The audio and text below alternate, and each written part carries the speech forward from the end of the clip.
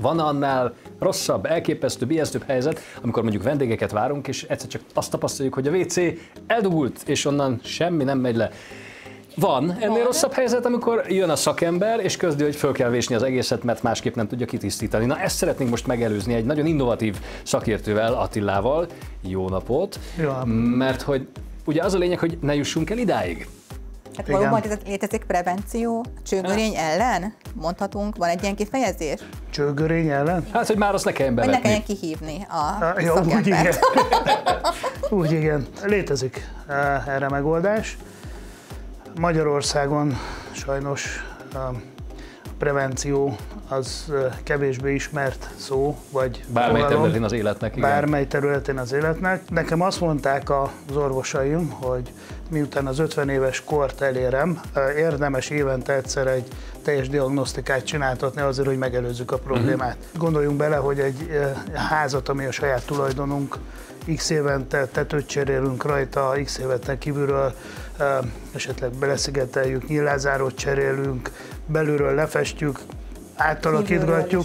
Jó esetben. De az ér rendszeréhez nem nyúlunk hozzá, mert hogy vagy falba, vagy földbe futnak ezek a vezetékrendszerek, és jó eséllyel ezt akkor tesszük meg, amikor a csőgörényt kell hívni. Analogiaként arra, hogy mondjuk 7 évente újra festjük a szobát, a csőrendszert is bizonyos időközönként, nem tudom, be kéne kamerázni, vagy megnézni, hogy mi van ott, vagy kitisztítani? Igen, azt tapasztaltuk, hogy a 30 évnél idősebb házakban, teljesen mindegy, hogy ez társasház, magánház, állami intézmény, gyártelep, ott már mindenhol olyan szinten elhasználódtak a vezetékrendszerek, hogy érdemes egy diagnosztikát csinálni, egy szakvéleményt, mert azzal nagyon-nagyon sok pénzt tudunk megspórolni. A lakóközösségeknek, saját tulajdonú lakásoknak vagy házaknak azért fontos, hogy saját magunknak ne okozzunk kellemetlenséget. Ipari szegmensbe, vagy mondjuk egy iskola közegbe, vagy mondjuk egy kórházi közegbe, vagy rendelő közegbe ott pedig azért, hogy tehát az életszerűség menjen tovább. Honnan érdemes közelíteni? Kémiai, vagy biológiai, vagy fizikai? Tehát mi lenne, tehát mit csináljuk ahhoz, hogy jól csináljuk? Így van az ideális megoldás. Mindenképpen az, hogy amiután egy kort elért a ház, 10-15 évente legalább egy diagnosztika, ugye ez csak a szennyvízrendszerben, családi házban lehet megcsinálni, az ivóvízrendszerek azok túl picik ehhez, nem lehet bekamerázni, viszont ott a vízminőségé látszik az, hogy ez most... Ilyen vasas, ilyen barnább lett, vagy bármi. Igen. Rendszerint, hogyha nem használják egy-két napot a rendszert, elutaznak, visszajönnek, megnyitják a csapot, és barna víz, barnás víz folyik, akkor rendszerünkben van a probléma. Akkor már igen, akkor már van egy belső korrózió, ami hát kimutatható a de a lefolyónál ott viszont kamerázunk, tehát jön a csatorna, a tévé? Igen.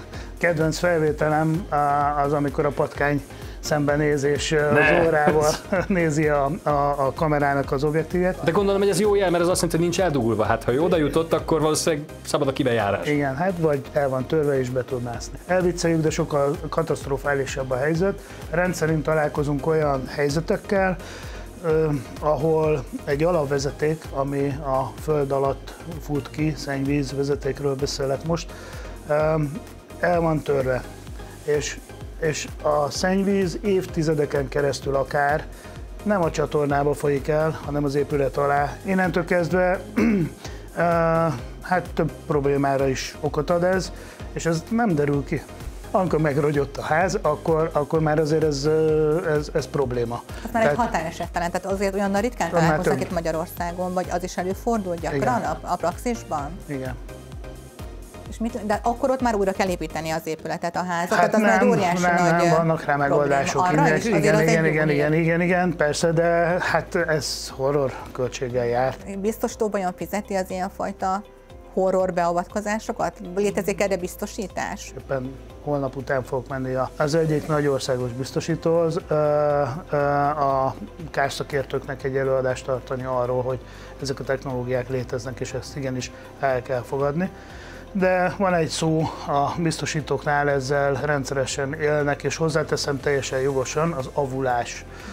Tehát, hogyha valaki egy régi vezetékrendszerben nem takarítja, nem tartja karban, akkor erre hivatkozva a biztosító nem fizet, mert előregedett. Hogyha van önöktől igazolásom, hogy én igenis átnézettem, rendszert, hogy szakvéleményt adunk, igen.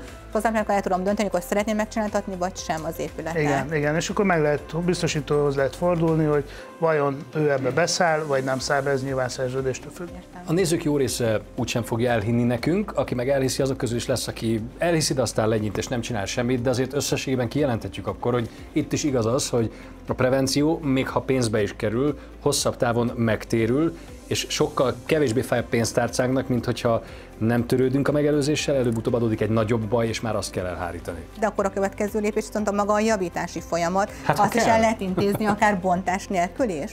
Természetesen. Ez egy óriási nagy dolog. Ezek a technológiák akár az ivóvízre, nyomó hideg-meleg vízre, akár a 200-250 átmérőjű, most épületekről beszélek, tehát nem külső vezetékrendszerekről, felújíthatók bontás nélkül. Abban az esetben, hozzáteszem, nagyon-nagyon fontos, hogyha időben találkozunk. Észleljük, hogy probléma van. Így van, vagy lehet probléma ebből, mert a magyar piac árérzékeny. Mert ahogy említettem az elején, az orvosaim előírták az éves kontrollt, és ültem el kardiológián, igen, és akkor ment előttem egy tévén egy érvizsgálat, ahol úgy tudom, úgy mondják, hogy stent, amiben behálózzák az eretet, megvédik az ereket, és akkor fölnéztem, és azt mondtam, hogy ugyanezt csináljuk, kicsit más műfajban. Így van. Neked egyformán fontos, hogyha éppen helyzetfüggő, hogy mire van szükség. Így van. Hát higgyük el, hogy ha a szívünket már meg lehet így orvosolni, akkor egy csőrendszer igazán nem foghat ki rajtunk a mai technológiákkal. Köszönjük szépen! Jó szakemberhez kell tudni fordulni, és most már ez az információ megvan nekünk. Köszönjük szépen! Én köszönöm. Jó munkát!